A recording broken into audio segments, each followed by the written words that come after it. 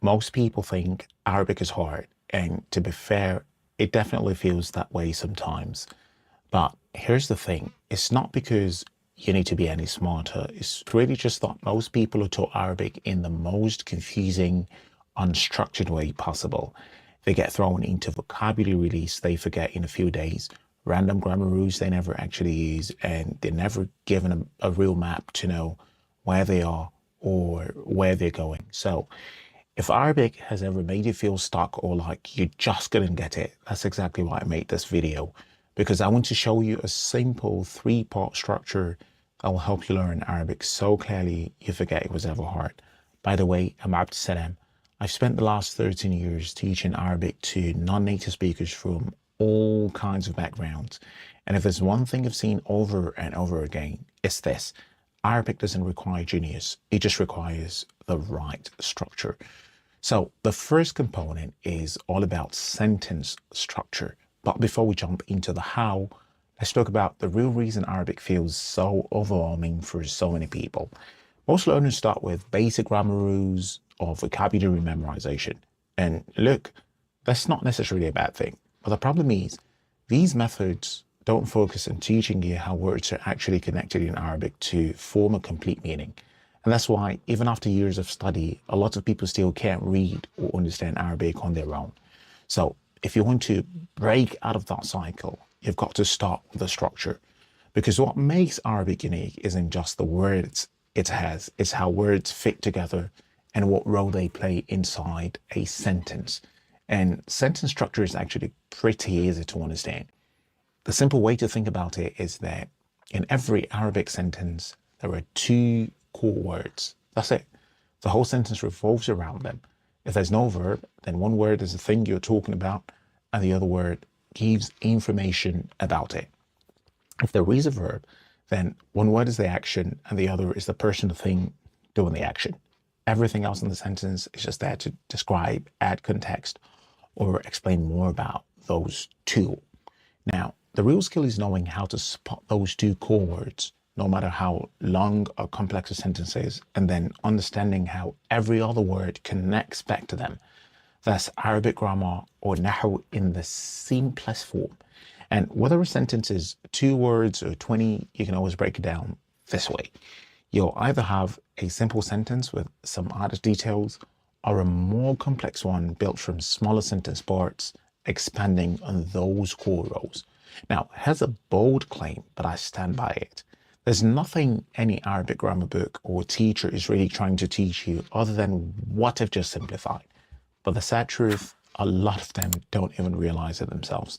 And when you can't simplify the end goal, you get stuck in random grammar rules that waste your time and make Arabic feel 10 times harder than it needs to be. Now, let's get into component number 2, word structure. This is where things get really powerful, because Arabic isn't just about learning isolated words. It's about learning the patterns those words follow. Let me show you what I mean.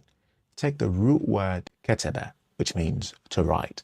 It's comprised of the letters kaf, ta, and ba. And from this single root word, you get words like kataba, which means he corresponded, istaktaba, which means he dictated, kitab, which means book, maktab, which means office or desk, maktaba, which means library or bookshop, and the list goes on. In English, those are completely separate words, not connected through letters or structure.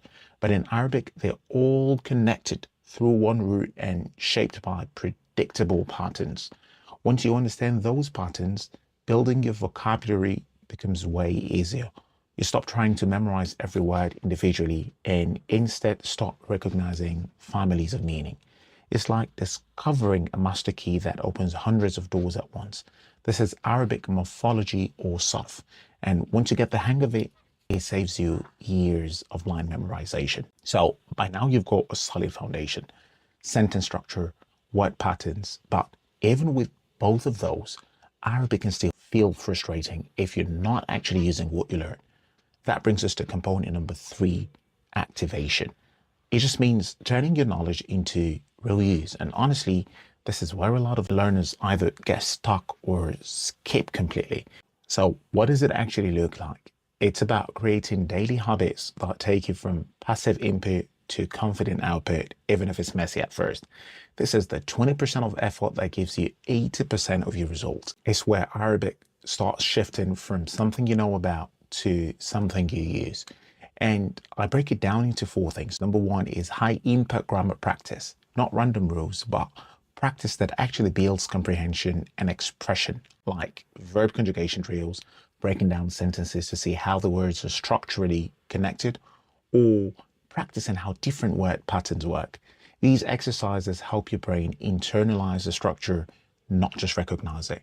Number 2 is vocabulary through real world input. So here are things like reading simple Arabic stories, watching videos with Arabic subtitles, or reading Arabic side by side with English translations for comparison. And here's the key. Don't just consume more content, repeat it. Read the same short story 5 times, listen to the same clip until you can anticipate every word. That's how you internalize vocabulary naturally. And number 3 is daily micro output. I can't stress this enough. Talk to someone who speaks Arabic. Talk to yourself in Arabic. Write a 2-sentence journal entry every single day. Even if it's broken, even if it's awkward, just use it. Because if you're not using what you're learning, your Arabic stays locked in your notebook. And finally, the most important piece, consistency. Even 10 to 15 focus minutes a day can change everything. Because activation isn't about intensity, it's about continuity. So just to recap, here's a 3-part structure. Learn how Arabic sentences are built, master the patterns behind Arabic words, and turn what you know into real daily use. If Arabic ever felt confusing, frustrating, or impossible, chances are you were just missing one of these 3. But once they come together, everything changes. If this video shifted the way you see Arabic, go ahead and subscribe so you don't miss what's coming next. See you in the next one.